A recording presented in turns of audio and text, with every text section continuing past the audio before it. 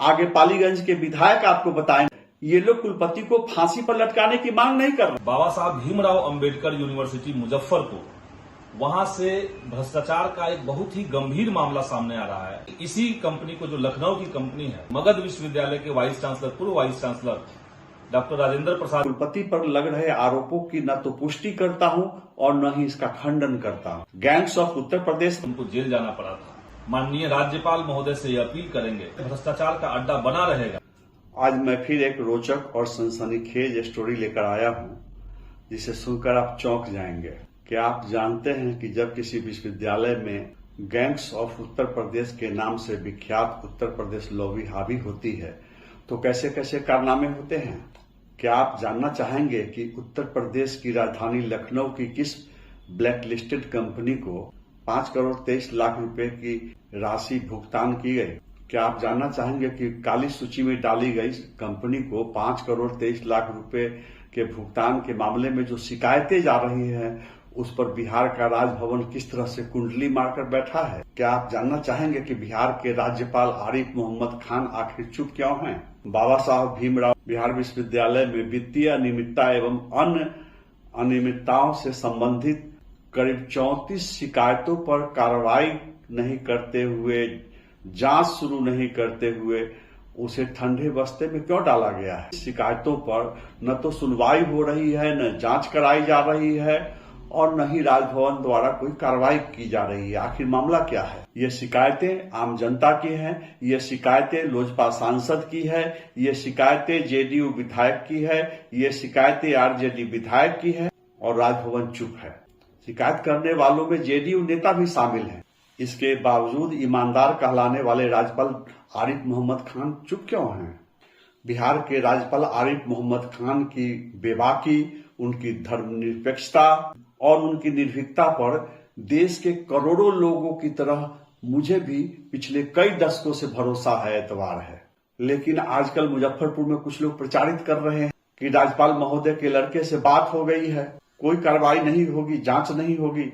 ये जो शिकायत है कि 5 करोड़ 23 लाख रुपए का गलत भुगतान किया गया या काली सूची में डाली गई कंपनी को भुगतान किया गया, इस पर मुझे भी भरोसा नहीं हो रहा है। लेकिन जांच और कार्रवाई में विलंब होने पर राज्यपाल की छवि पर भी आंच आएगी और कुलपति डॉक्टर दिनेश चंद्र राय की छवि पर भी आंच आएगी। नमस्कार, मैं हूं विवेश त्रिवेदी और आप देखना शुरू कर चुके हैं जनता चौक लाइव। स्टोरी रोचक है, आप अंत तक बने रहें। आगे मैं आपको पालीगंज के विधायक डॉक्टर संदीप सौरभ का बयान सुनाऊंगा। आप सुनेंगे कि कैसे बिहार में एक लखनऊ की कंपनी को काली सूची में डाल दिया गया, क्यों डाला गया, किस तरह का केस चल रहा है और जांच आखिर क्यों नहीं हो रही है राजभवन के स्तर पर।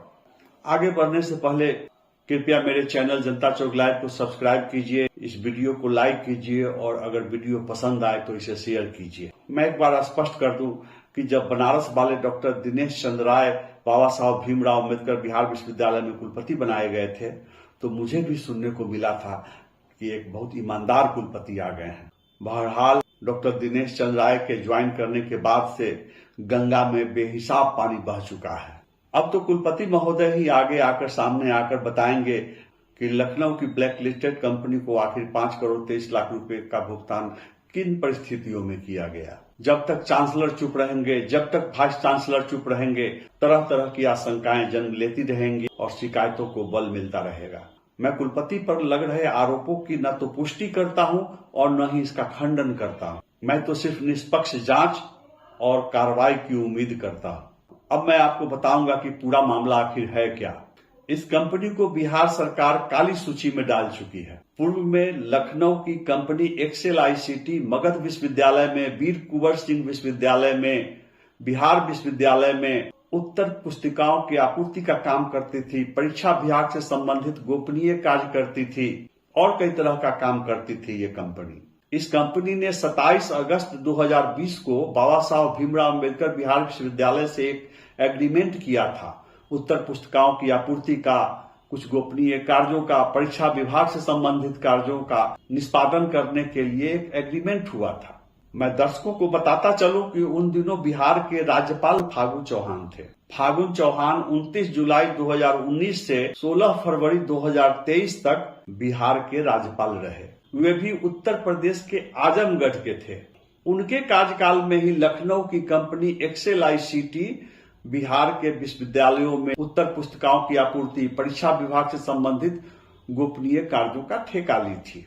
देश की राजधानी दिल्ली में जब भय, भूख और भ्रष्टाचार से मुक्ति दिलाने का नारा देने वाली पार्टी की सरकार बनी, एनडीए की सरकार बनी, तो बिहार में कैसे कैसे ईमानदार राज्यपाल आते रहे हैं, इस पर मैं बाद में अलग से स्टोरी लेकर आऊंगा।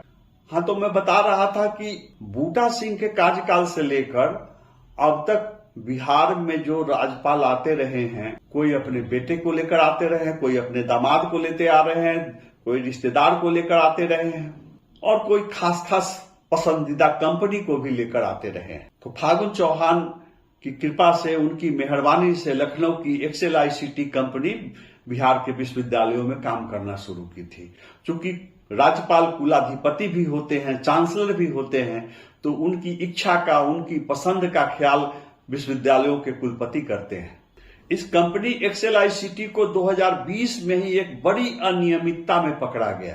मगध विश्वविद्यालय में फर्जी वाउचर बिल बनाकर भुगतान के मामले में ये जो कंपनी है एक्सेल आईसीटी, उसके खिलाफ कार्रवाई शुरू हुई। 16 नवंबर 2021 को बिहार के स्पेशल विजिलेंस यूनिट में एक केस दर्ज किया गया 2/2021 और जांच शुरू हुई। उसी समय इस कंपनी को काली सूची में डाल दिया गया। ये जो जांच शुरू हुई, इसकी जद में मगध विश्वविद्यालय के तत्कालीन कुलपति भी आ गए, उन पर भी गाज गिरी। आप वीडियो में बने रहिए, आगे पालीगंज के विधायक आपको बताएंगे कि कुलपति पर कैसी कार्रवाई हुई। राज्य के अन्य विश्वविद्यालयों के तरह बाबा साहब भीमराव अम्बेडकर बिहार विश्वविद्यालय ने भी दिसंबर 2021 से लखनऊ की कंपनी एक्सेल आईसीटी से काम लेना बंद कर दिया। किसी तरह का भुगतान करना भी बंद कर दिया इस कंपनी को।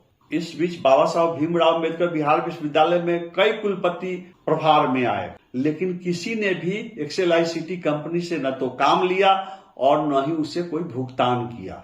अब आइए फरवरी 2024, बनारस वाले डॉक्टर दिनेश चंद्र राय बाबा साहब भीमराव अम्बेडकर बिहार विश्वविद्यालय के कुलपति बनाए गए और कुलपति महोदय ने लखनऊ की कंपनी एक्सेल आईसीटी को 5,23,00,000 रुपए का भुगतान किया।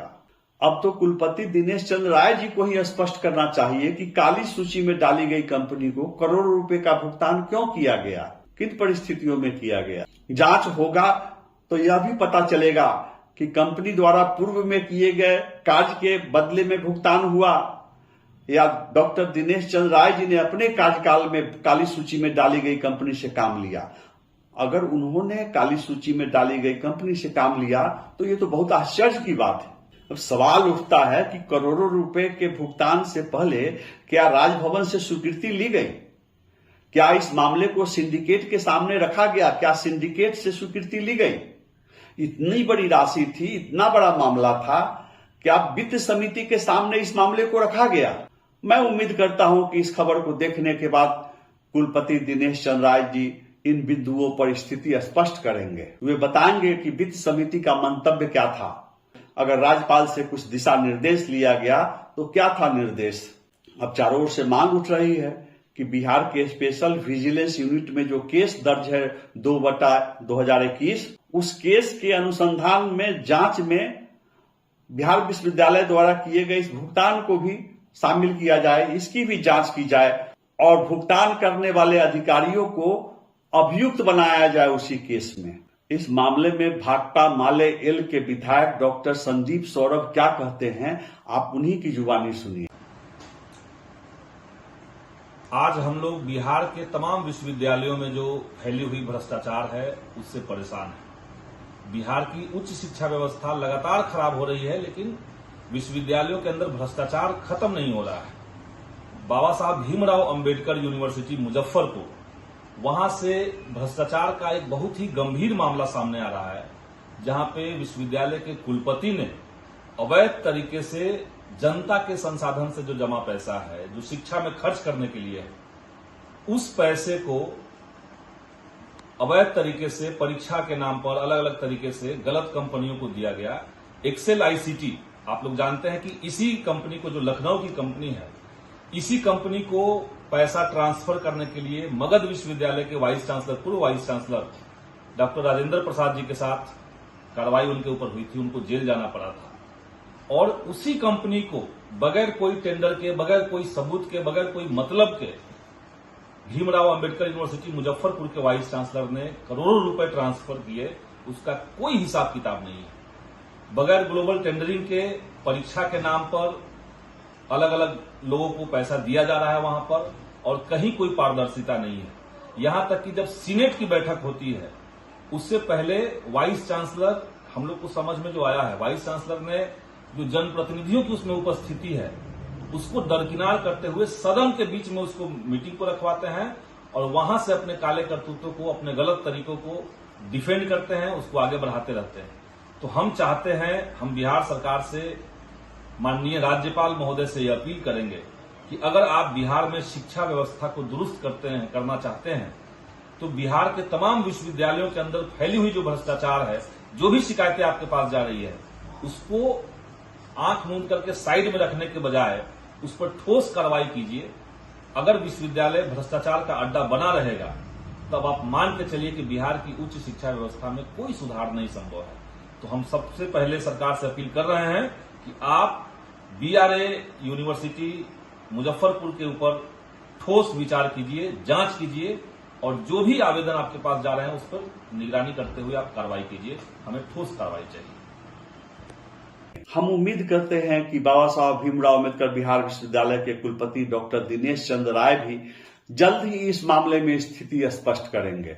हमारे दर्शक कह सकते हैं कि भाकपा माले के विधायक तो विरोध कर ही सकते हैं, लेकिन मैं आपको बता दूं कि सिर्फ भाकपा माले के विधायक नहीं विरोध कर रहे हैं। सत्ताधारी गठबंधन की सांसद है, लोजपा सांसद बीना देवी ने भी लिखित शिकायत की है। ये लोग कुलपति को फांसी पर लटकाने की मांग नहीं कर रहे हैं, वे कह रहे हैं कि इसकी जांच करवाइए, निष्पक्ष जांच करवाइए और अगर गलती हुई है तो कार्रवाई कीजिए। शिकायत करने वालों में जेडीयू के एमएलसी शामिल हैं, शिकायत करने वालों में आरजेडी के कई विधायक शामिल हैं। बिहार में सत्ताधारी पार्टी है जेडीयू, उसके नेताओं ने भी शिकायत की है, लिखित शिकायत की है। तो जांच करा लेने में तो कोई हर्ज नहीं होनी चाहिए। स्टोरी कुछ लंबी हो गई है, इसलिए मैं गैंग्स ऑफ उत्तर प्रदेश की स्टोरी अगले एपिसोड में लेकर आऊंगा। ये जो भुगतान हुआ है कंपनी को 5 करोड़ 23 लाख रुपए का, इसमें भी बताया जा रहा है कि गैंग्स ऑफ उत्तर प्रदेश की अहम भूमिका है। ये गैंग्स ऑफ उत्तर प्रदेश क्या है, कौन कौन इसमें शामिल है, कैसे राजभवन के दिशा निर्देश की अवहेलना करते हुए गैंग्स ऑफ उत्तर प्रदेश को तरजीह दी जा रही है बाबा साहब भीमराव अम्बेडकर बिहार विश्वविद्यालय में, इस पर मैं अलग से स्टोरी लेकर आऊंगा। अगली स्टोरी में मैं यह भी बताऊंगा कि 2 दिन पहले बाबा साहब भीमराव अम्बेडकर बिहार विश्वविद्यालय में जो प्री पीएचडी की परीक्षा हुई, पीएचडी एंट्रेंस टेस्ट एग्जाम हुआ, उसमें कैसे गड़बड़ी उजागर हुई, कैसे लिपापोती चल रही है, सिर्फ 2 लोगों पर कार्रवाई की जा रही है, सीसीटीवी कैमरा को क्यों नहीं खंगाला जा रहा है। आप मेरी पिछली स्टोरी देखना नहीं भूलिए। मैं उसमें स्पष्ट कर दूं, उस स्टोरी में मैंने नोडल ऑफिसर के रूप में डॉक्टर भानु शंकर राय का नाम लिया था। दरअसल वे डॉक्टर विनय शंकर राय हैं, जो भागलपुर के बुद्धूचक गांव के रहने वाले हैं। हालांकि उनका परिवार भी उत्तर प्रदेश से माइग्रेट होकर के भागलपुर आया था और डॉक्टर विनय शंकर राय बाबा साहब भीमराव अम्बेडकर बिहार विश्वविद्यालय में प्रॉक्टर हैं, कुलानुशासक हैं और कुलपति दिनेश चंद्र राय के रिश्तेदार भी हैं। तो पिछली स्टोरी देखते समय जहां कहीं भानु शंकर राय नाम दिखे, आप समझिए कि प्रॉक्टर डॉक्टर विनय शंकर राय की चर्चा हो रही है, वही नोडल अधिकारी है। मैंने उन्हें सीसीडीसी बताया था। दरअसल बाबा साहब भीमराव अम्बेडकर बिहार विश्वविद्यालय में स्पष्ट कर दूं कि सीसीडीसी के पद पर इन दिनों डॉक्टर टीके देव पदस्थापित हैं। उनकी भी स्टोरी अलग से लाऊंगा, तो आप इंतजार कीजिए। जनता चौक लाइव पर जल्द ही गैंग्स ऑफ उत्तर प्रदेश वाली स्टोरी भी आएगी और प्रश्न पत्र लीक होने के मामले में जो कार्रवाई हो रही है, क्या मामला चल रहा है, क्या एक्शन लिया जा रहा है या नहीं लिया जा रहा है, क्यों जरूरी है उस पूरे मामले की जांच, ये स्टोरी मैं अलग से लेकर आऊंगा। मैं यह भी स्पष्ट करूंगा कि कुलपति की नाक के नीचे पीएचडी की दुकान वाली स्टोरी में मैंने भूमिहार शब्द का इस्तेमाल क्यों किया। लंबे अंतराल के बाद जब मैंने बाबा साहब भीमराव अम्बेडकर बिहार विश्वविद्यालय पर एक स्टोरी की, मेरे पास सैकड़ों कॉल आ रहे हैं, हर तरह के कॉल आ रहे हैं, मैसेज भी आ रहे हैं। इस पर भी मैं रोचक स्टोरी लेकर आऊंगा। कैसे कैसे कॉल आ रहे हैं, क्या सुझाव आ रहा है, कैसे तीखे तंज कसे जा रहे हैं, कैसे कैसे आरोप लग रहे हैं मुझ पर, और कैसे कुछ लोगों का मार्गदर्शन भी मिल रहा है। बड़ी संख्या में लोगों से बधाई भी मिल रही है, प्रशंसा भी हो रही है और आलोचना भी हो रही है। तो उस पर भी मैं स्टोरी लेकर आऊंगा। आप जनता चौक लाइव पर बने रहिए। आपको यह स्टोरी अगर पसंद आई तो इसे शेयर कीजिए, और अगर आप मेरे चैनल जनता चौक लाइव को सब्सक्राइब करेंगे तो इससे मेरा मनोबल बढ़ेगा। आप वीडियो को लाइक कीजिए। आपको 1 सेकंड से भी कम का समय लगेगा वीडियो को लाइक करने में, चैनल को सब्सक्राइब करने में, लेकिन इससे हमारी पहुंच बढ़ती है, हमारा मनोबल बढ़ता है। नमस्कार।